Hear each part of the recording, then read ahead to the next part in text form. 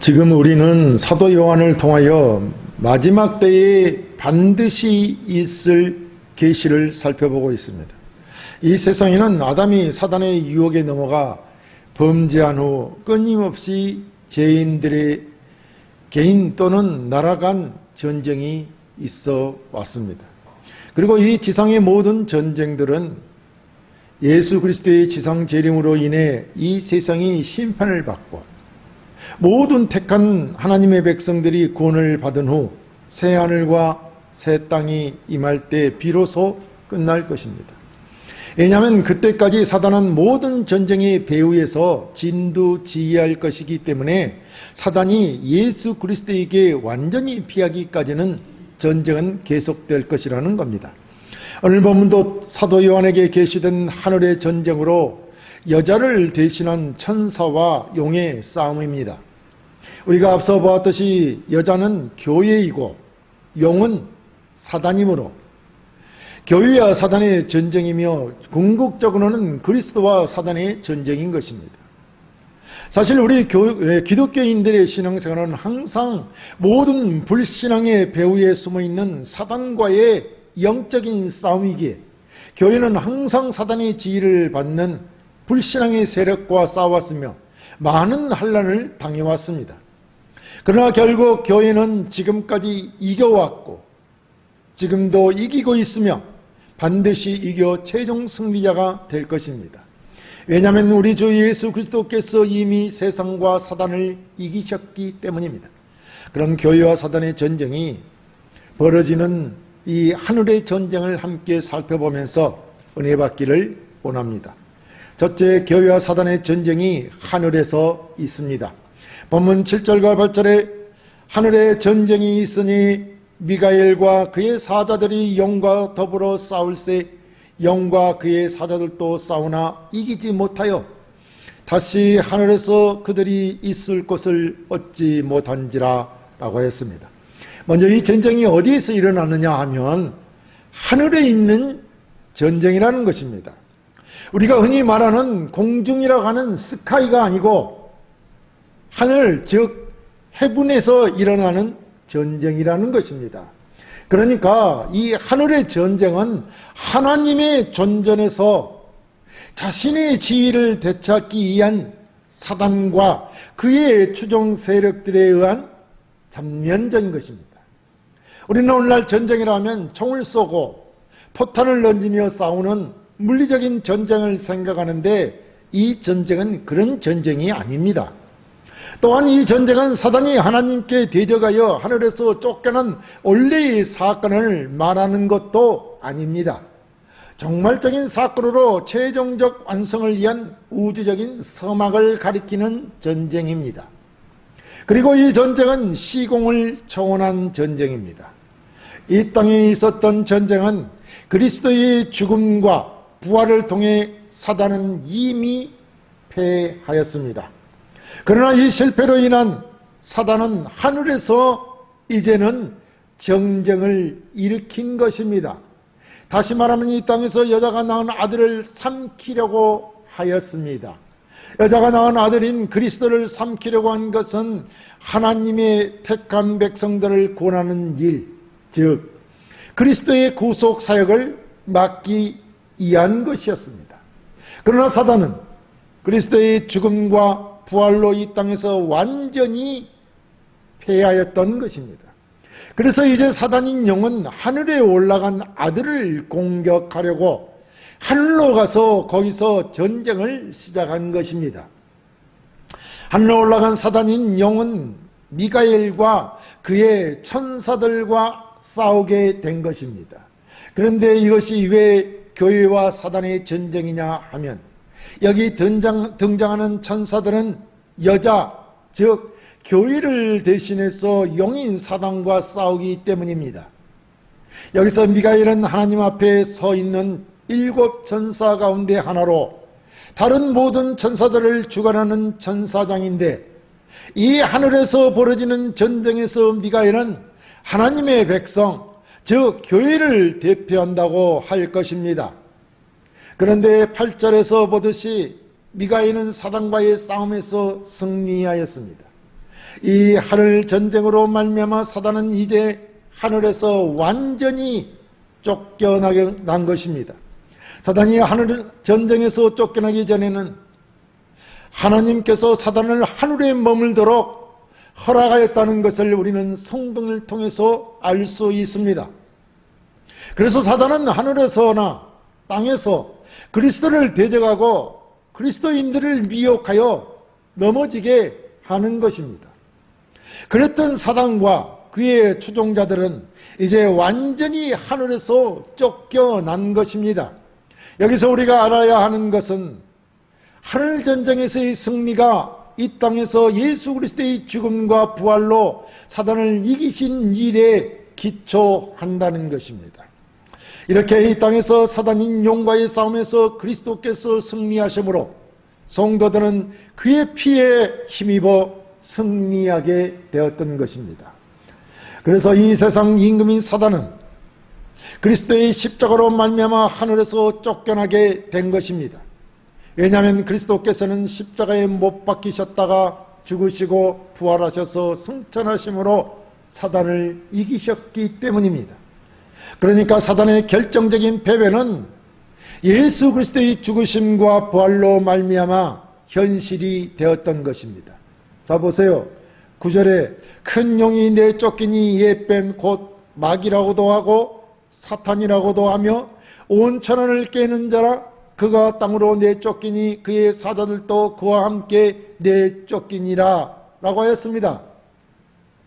이제 더 이상 사단은 하늘에서 쫓겨났기 때문에 다시는 하늘로 돌아갈 수 없으며 자신의 때가 이제 얼마 남지 않음을 알기 때문에 마지막 때에 여자인 지상교회의 협박과 환난을 가중시키며 고난으로 고통스럽게 하는 것입니다.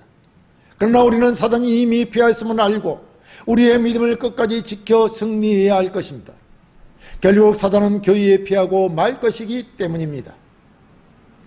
둘째, 사단은 피하여 성도들을 참수하지 못하고 하늘에서 쫓겨났습니다. 본문 10절에 내가 또 들으니 하늘에 큰 음성이 있어 이르되 이제 우리 하나님의 구원과 능력과 나라와 또 그의 그리스도의 권세가 나타났으니 우리 형제들을 참수하던 자 곧 우리 하나님 앞에서 밤낮 참수하던 자가 쫓겨났고 라고 했습니다. 여기서 사단의 정체가 형제들을 참수하는 자라고 하였습니다. 참수하는 자란 하나님 앞에 성도들의 죄를 고소 고발하는 자를 말합니다. 그래서 저들이 쫓겨나기 전에는 하나님 앞에서 성도들의 죄를 합법적으로 고소할 수 있었습니다. 여러분, 제가 다시 말씀드리지만 사단은 그 하는 일이 성도들의 죄를 하나님 앞에 고소 고발하는 자들이라는 것입니다. 잘하는 것입니다. 그런데 이제는 성도들의 죄가 예수 그리스도의 십자가로 깨끗해졌고 용서하심으로 사해졌기 때문에 사단이 고소할 근거가 사라진 것입니다. 성도를 더 이상 고소할 수 없는 것입니다. 왜냐하면 예수 그리스도의 십자가의 보혈로 성도들의 죄가 사함받았기 때문에 사단이 할 일이 하나님 앞에서 없어진 것이죠. 한마디로 예수 그리스도의 구속사역으로 성도들의 죄를 사하셨기 때문에 하나님 앞에 사단이 설 자리가 없어져 버렸다는 것입니다. 성도들의 죄를 고소해야 하는데 그 죄가 모두 그리스도로 말미암아 사라져버렸으니 사단이 하늘의 하나님 앞에 있어야 될 필요가 없는 것입니다. 그래서 성경은 그러므로 이제 그리스도 안에 있는 자에게는 결코 정죄함이 없나니라고 말씀하고 있는 것입니다. 이렇게 그리스도의 십자가의 부활로 사단은 설 자리를 잃어버렸고 땅으로 쫓겨나서 이제 하늘에는 두 번 다시 얼씬도 할 수 없게 된 것입니다. 그래서 하늘에서 나는 큰 음성이 하나님께서 이제 우리의 구원을 이루셨다고 선포하고 있는 것입니다. 이는 그리스도의 죽으심과 부활로 말미암아 하나님의 나라가 도래했고 시작되었다는 것입니다. 다시 말하면 우리의 구원을 이루신 그리스도로 말미암아 하나님의 나라가 이 약한 세상에 침투해 들어왔다는 것입니다. 하나님 나라가 시작되었다는 것입니다. 사단은 전에는 하나님 앞에서 밤낮으로 성도를 고소했지만 이제는 하늘로부터 쫓겨났기 때문에 성도를 참수할 수 없게 된 것이며, 이는 이제 그리스도로 말미암아 하나님 나라가 임하고 하나님의 구원 역사가 시작되었기 때문에 더 이상 사단은 성도를 참소할 수 없다는 것입니다. 따라서 예수 그리스도의 피를 통해 사람들의 죄에 대한 처벌이 이미 이루어졌기 때문에 하나님은 사단의 참소의 귀를 기울이실 필요가 없게 된 것입니다. 그래서 성경은 예수 그리스도의 죽으심과 부활로 인하여 하나님의 구원과 능력과 나라와 그리스도의 권세가 나타났다고 말합니다. 그러므로 사단은 이제 하늘에서 더 이상 성도들을 참소하지 못하고 하나님 앞에서 쫓겨난 것입니다. 이 하늘 전쟁으로 인하여 하나님의 권능이 입증되었고 성도들의 심령 속에 그리스도의 통치가 확실하게 실현된 것입니다. 사실 하나님의 권능은 구원을 가능하게 하고 하나님의 구원은 하나님 나라를 완성하는 것입니다. 그리고 그리스도의 권세는 그리스도의 십자가의 죽으심과 부활을 통해 사단을 이기시고 승리하심으로 역사 속에 실제로 나타나신 것입니다. 그러므로 이 그리스도의 권세로 하나님 앞에 형제를 밤낮으로 참소하던 사단이 쫓겨나게 된 것입니다. 그리고 하나님의 택함을 받은 성도들은 모두 하나님 앞에서 의롭다함으로 인정되었으므로 사단은 더 이상 성도들을 고소할 정당성을 확보할 수 없게 되었으며 그로 인해 하늘에서 쫓김을 당하게 된 것입니다. 그러므로 하나님은 그리스도로 말미암아 제사함을 받은 성도들의 죄를 다시는 묻지 않으시는 것입니다. 다시 말씀드리지만 하나님은 이제 다시는 성도들의 죄를 묻지 않으신다는 것입니다. 또 성도들의 죄를 참소할 자도 없는 것입니다. 셋째, 교회는 그리스도의 피와 말씀으로 사단을 이깁니다. 본문 11절에 또 우리 형제들이 어린 양의 피와 자기들이 증언하는 말씀으로써 그를 이겼으니 그들은 죽기까지 자기들의 생명을 아끼지 아니하였도다 라고 했습니다. 본문은 성도들이 사단을 이기고 승리했음을 말해주고 있습니다. 그리고 성도들이 과연 어떻게 사단을 이길 수 있었는가를 또한 말합니다. 성도는 절대 스스로의 힘으로는 사단을 이길 수 없습니다. 그런데 이겼다면 그 이유가 무엇이냐는 것입니다.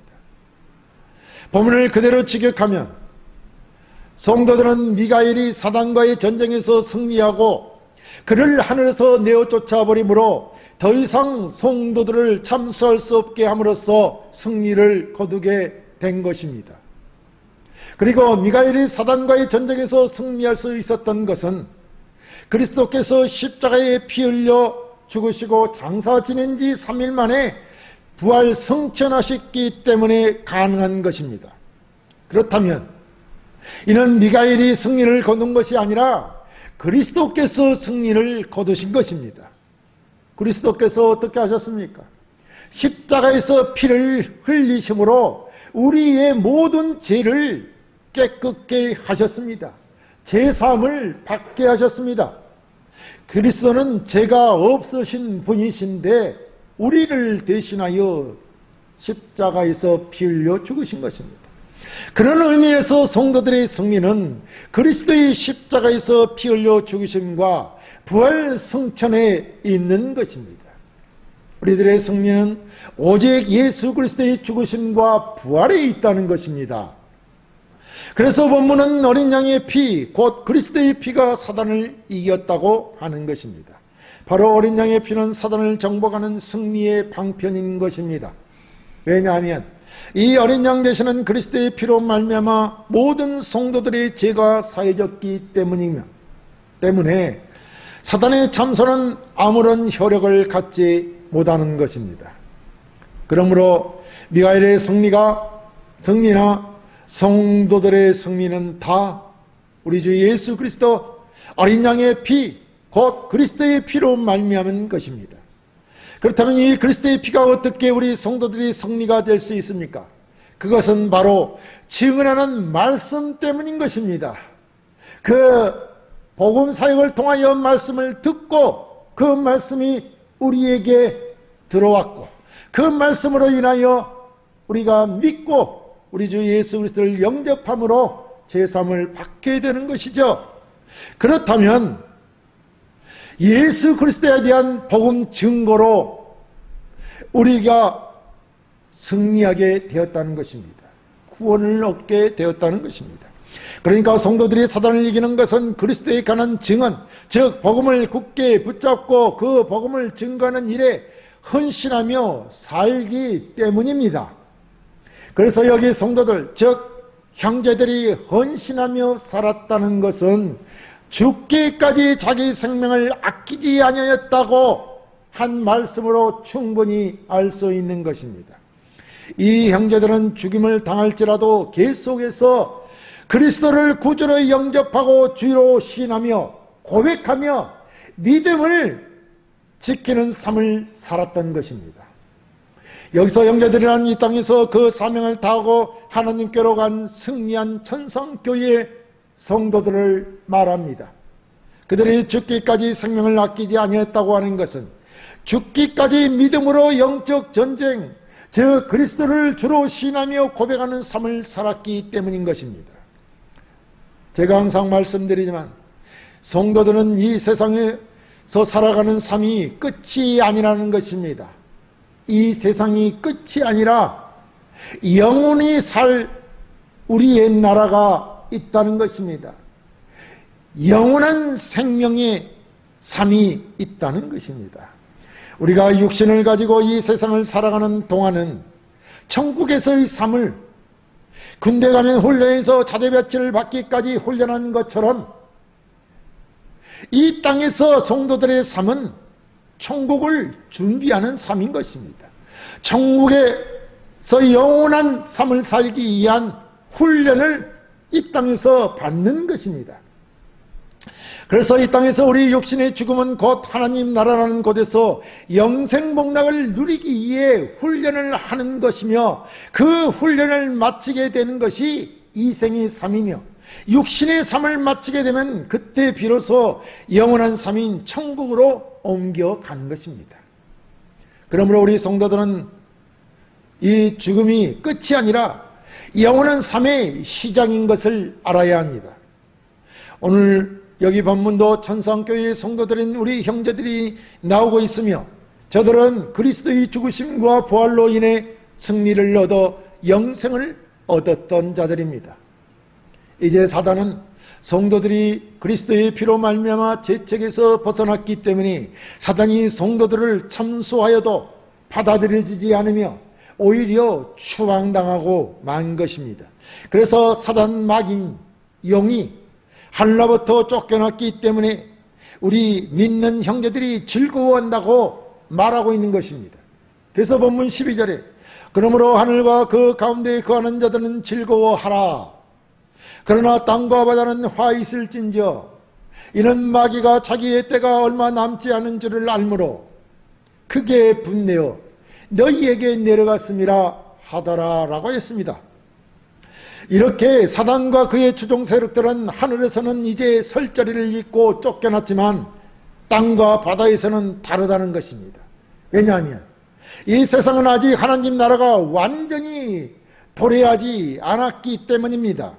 따라서 사단 마귀는 땅에서는 여전히 활발하게 활동을 하면서 하나님의 백성들을 해치는 것입니다. 그리고 사단은 그리스도의 죽으심과 부활하심으로 패했기 때문에 자신의 때가 얼마 남지 않은 것을 알고 더욱 악랄하게 성도들을 해하려고 하는 것입니다. 그리고 사실상 사단이 이 땅에서 하나님의 백성들을 괴롭히고 모든 것을 파괴할 시간은 그리스도의 부활 때로부터 예수 그리스도의 재림 때까지 뿐입니다. 그 재림의 때가 되면 사단은 그리스도에게 완벽하고 철저히 패하고 말 것입니다. 그렇다면 사단은 그 남아있는 시간은 제한적이며 교회는 그리스도의 십자가의 죽으심과 부활로 승리하였으므로 성도들도 그리스도의 피와 증언의 말씀으로 승리하게 될 것입니다. 이 땅의 모든 악한 세력들을 두려워할 필요가 없다는 것입니다. 왜냐하면 성도들은 결국 예수 그리스도의 피로 말미암아 승리하게 될 것이기 때문입니다. 사랑하는 성도 여러분, 하나님 앞에서 사단이 자신의 지위를 되찾기 위한 전쟁이 있었습니다. 그 전쟁을 성경은 하늘의 전쟁이라고 합니다. 하지만 이 전쟁은 그리스도의 죽으심과 부활로 말미암아 사단의 패배로 끝나게 된 것입니다. 원래 사단은 하나님 앞에서 성도들을 참수하는 자들인데 그리스도의 피로 말미암아 성도들의 모든 죄가 다 사함을 받게 되므로 참수할 근거를 잃어버리고 하늘에서 쫓겨나게 된 것입니다. 왜냐하면 우리 성도들은 그리스도로 말미암아 제사함을 받았기 때문입니다. 그러므로 교회는 그리스도의 피와 말씀으로 승리하게 되었다는 것입니다. 한마디로 그리스도를 믿는 믿음으로 승리하게 된 것입니다. 우리는 그리스도를 믿는 믿음의 승리를 기뻐하고 즐거워하며 하나님과 그의 아들 그리스도를 영원히 찬양하며 즐거워하는 복된 삶을 살아야 할 것입니다.